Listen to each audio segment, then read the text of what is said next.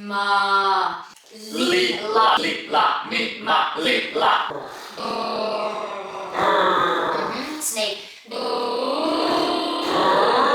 your jaws. And put your fingers here.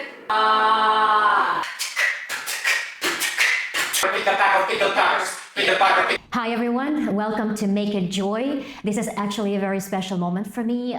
This is the very first episode of the podcast idea that I've been thinking about for a long time. I always wanted to create a space for immigrants from different countries with different backgrounds where they can share their stories about immigration openly, honestly, and without pretending that immigration is easy. Because I truly believe that through storytelling, through hearing others people's experiences, through their struggles, transformation, their journeys, we can not only understand others better, but also ourselves. And I think that is very especially important today because so many people move abroad for seeking a new life and trying to rebuild their confidence and their identity from scratch, trying to adapt to new cultures, new languages, new jobs, new environments. One of the biggest themes of this episode on this podcast and of my work, communication coach, is how important communication skills for immigrants around the world. Communication can literally change the quality of your professional and personal life. So today, I'm very happy to start my journey with my guest. He happened to be my longtime student, and nobody but him can talk about my coaching style more closely and give you tips and insights. I really hope that you'll support this channel, this episode by sharing, by commenting, by engaging. So let's begin. Let's start it. Hi, Janer. Nice to see you. And we're gonna start from some simple questions. Hello, thank you for having me first of all. And I'm really excited about these questions. And I would like you to tell us a little bit about yourself and why did you move in the first place? So I moved from Turkey in 2022 September.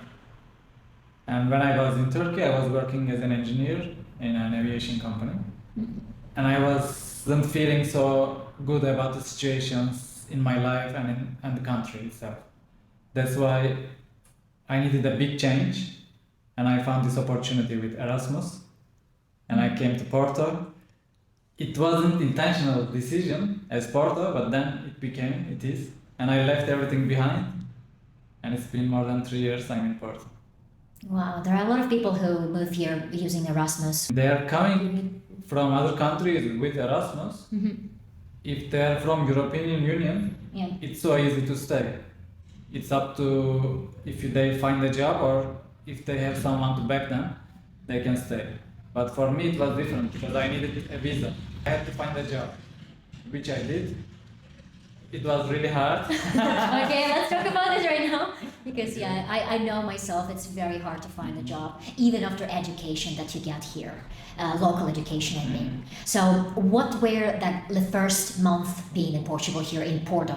You moved in Porto right away, right? Yes, and with 2 big luggages, one I think 15 liters of hiking backpack. Hiking, okay. Yeah, and the laptop bag.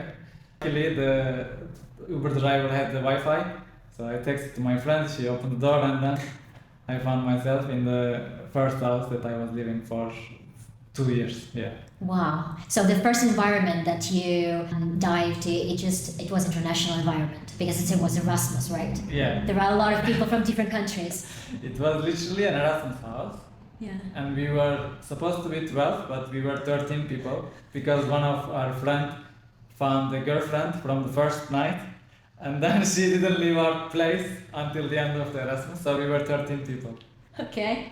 13 people on one floor or in one... No, it was traditional Portuguese house. Okay, cool. So you enter first floor, and then second and third floor. It's a house. Yeah.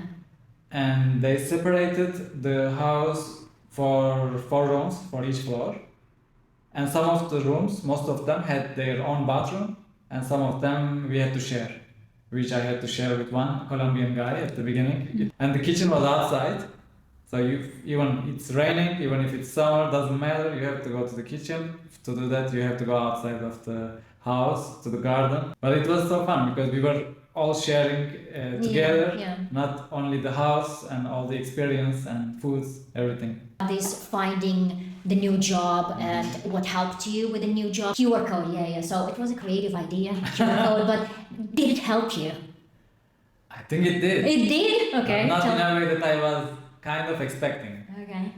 Because if it would work, somebody had to scan it and reach out to me that, oh, I saw your t-shirt and I wanted to talk with you because of your courage or something. Because literally I was walking on the streets of Porto with that t-shirt, which it was really uncomfortable for me. Because I was thinking that everybody is watching me, but it's not true. Maybe somebody can see that, they can laugh, but 3 seconds later they're gonna forget about that. But I wasn't thinking like that. But eventually at the end, I got one job related with Turkish language. I accepted that, I signed the contract, I was about to start, then I got the second offer. And the second offer was training, internship. Internship again. Yeah. So I thought, okay, I worked for 5 years, it's time to go up, but I'm going back. But it was related with my background, and I saw more potential there instead of the call center.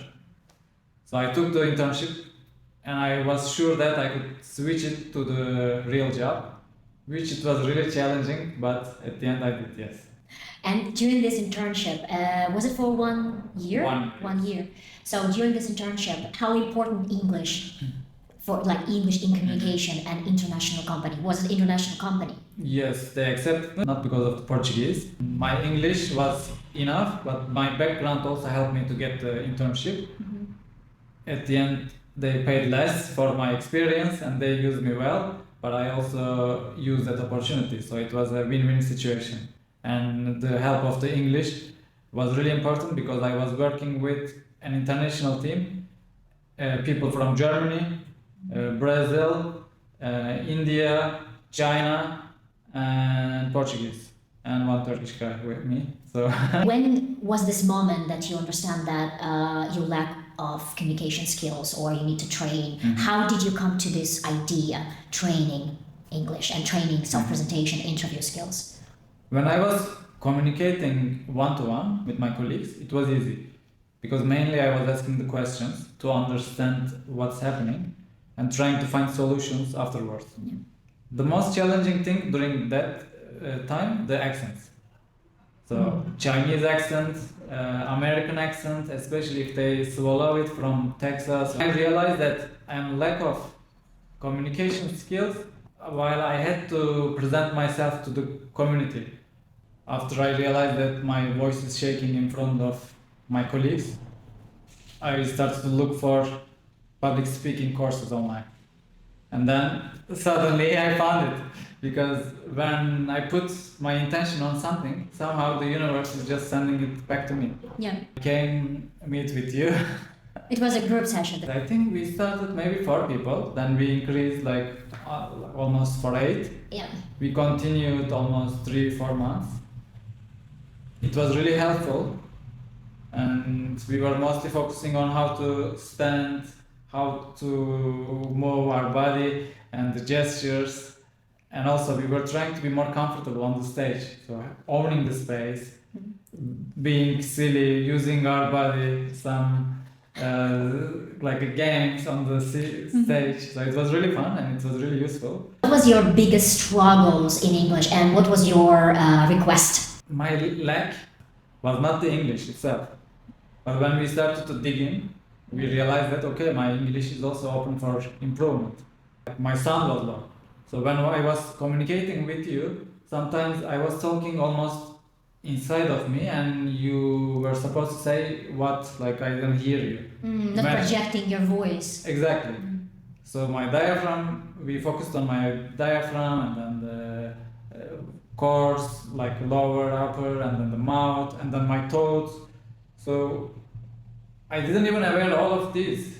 I just knew that my voice is low, my voice is shaking, and I need to improve it. But then it became so complex. You come with a problem and then you think, in 2 lessons, in 2 hours, everything will be fixed, right? It's like taking your car to the shop and expecting the guy just change the oil and change the brakes, whatever, but you told me that, we have a deep problem in the engine, the engine needs to go up. Yeah. So the car needs to stay like a month, and then Then I said, okay, whatever it is. The core problem was deeper a little bit. Yes, it was, of course.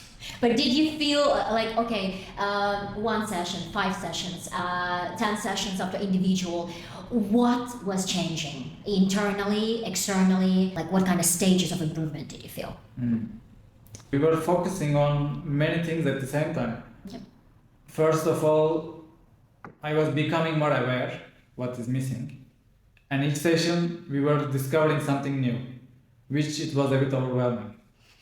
But on the other hand, I wasn't alone, which was giving me more strength. And we had a roadmap.